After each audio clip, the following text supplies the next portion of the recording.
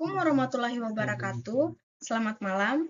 Kami dari kelompok 8 yang beranggotakan saya, Gek Suci Novitasari, LM Wahyu, Fadil Baktiar, Waode Lirna, Tasyara Aulia, dan Rahim Ramadan. Di sini kami akan mempresentasikan materi yang berjudul Internet of Things. Nah,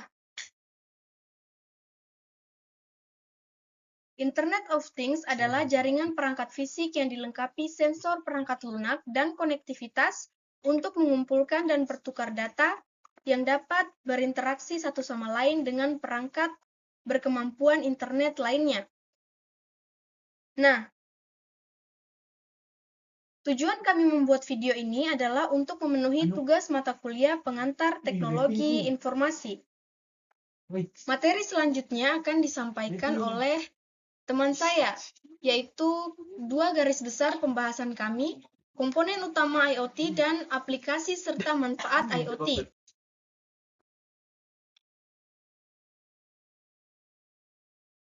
Baik, perkenalkan nama saya Fadil Baktiar.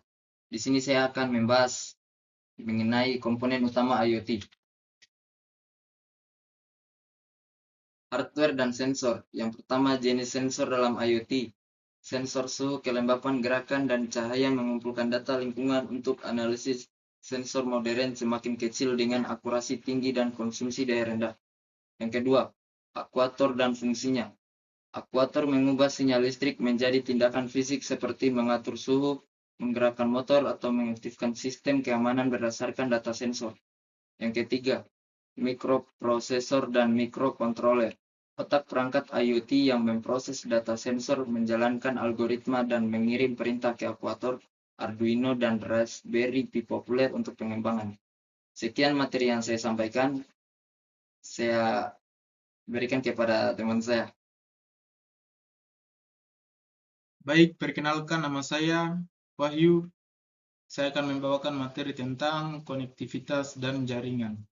1. Teknologi konektivitas nirkabel. Berbagai teknologi nirkabel seperti Wi-Fi, Bluetooth, Zigbee, 5G, dan LoRa memungkinkan perangkat IoT terhubung sesuai kebutuhan jarak, daya, dan kecepatan transfer data. 2.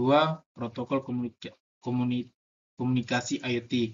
Protokol memfasilitasi pertukaran data efisien antara perangkat IoT dengan platform cloud dan aplikasi pengguna. 3. Infrastruktur jaringan. Gateway, router, dan server membentuk tulang punggung infrastruktur yang menghubungkan perangkat IoT ke internet dan memungkinkan komunikasi data secara lancar. Baik, terima kasih.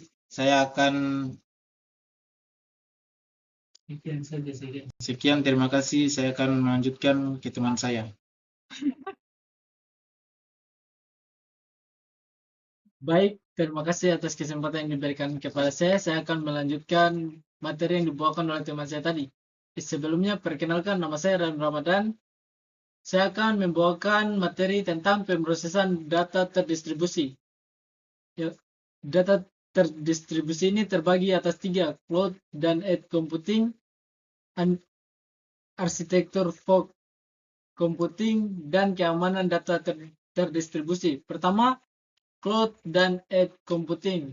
Cloud computing menyimpan dan memproses data di server jarak jauh, sementara edge computing memproses data dekat sumber untuk mengurangi latensi dan meningkatkan respon. Kedua, arsitektur FOG computing. Lapisan komputasi antara perangkat IoT dan cloud yang memungkinkan pemrosesan data lebih dekat dengan sumber, mengoptimalkan bandwidth, dan mengurangi ketergantungan pada cloud. Dan terakhir ada keamanan data terdistribusi, implementasi enkripsi, autentikasi, dan kontrol akses pada berbagai titik pemrosesan untuk melindungi data IoT dari ancaman keamanan dan pelanggaran privasi. Baik, itu saja yang saya bisa bawakan dan akan dilanjutkan oleh teman saya. Terima kasih atas kesempatan yang diberikan kepada saya. Perkenalkan, nama saya Gia Sucina Vitasari. Di sini saya akan membawakan materi mengenai aplikasi dan manfaat IoT.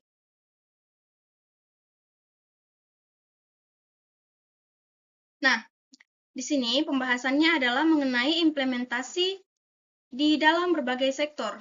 Pertama, IoT dalam sektor kesehatan. Perangkat wearable dan sistem pemantauan pasien jarak jauh memungkinkan pemantauan kesehatan berkelanjutan, diagnosis dini, dan perawatan yang lebih personal dan efektif.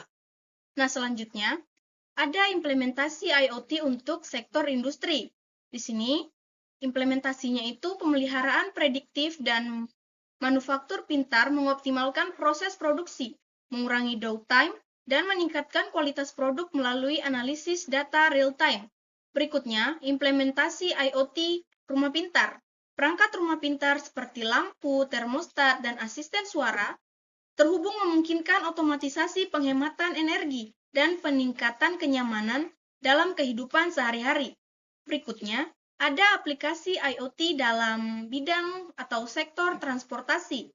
Nah, teknologi IoT mendukung mobil otonom seperti sistem navigasi, real-time, dan manajemen armada yang meningkatkan keselamatan, efisiensi, dan pengalaman perjalanan. Baik, sekian materi yang dapat saya sampaikan. Untuk materi selanjutnya akan disampaikan oleh teman saya. Perkenalkan, nama saya Tasya Raulia. Saya akan melanjutkan materi yang dijelaskan oleh teman saya tadi. Di sini saya akan menjelaskan apa saja keuntungan sistem terhubung. Yang pertama, efisiensi dan produktivitas meningkat.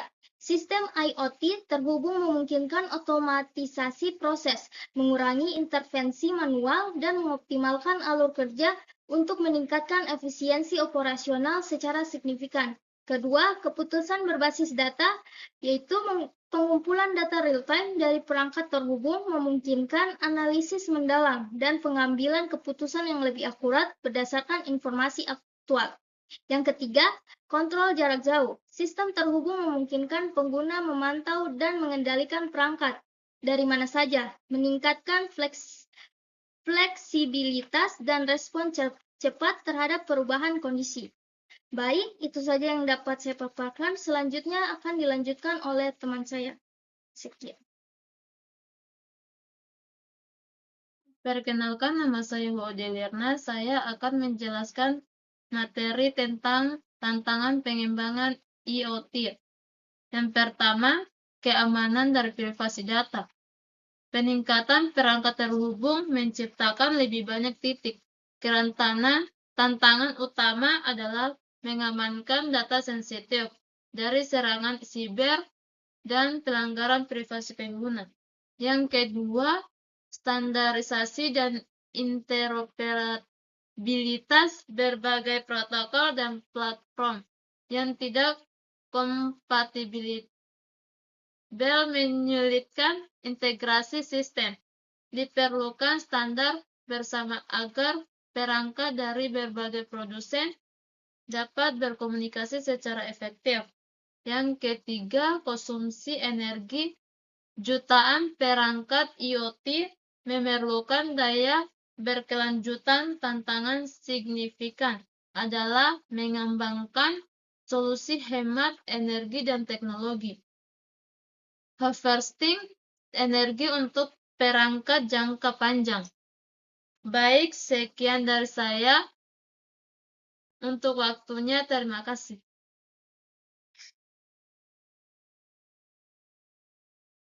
Tidak terasa ya, kita sudah berada di penghujung presentasi. Sekian materi yang dapat dipaparkan oleh kelompok saya. Mohon maaf bila ada salah-salah kata, karena kami juga manusia yang tidak luput dari kesalahan.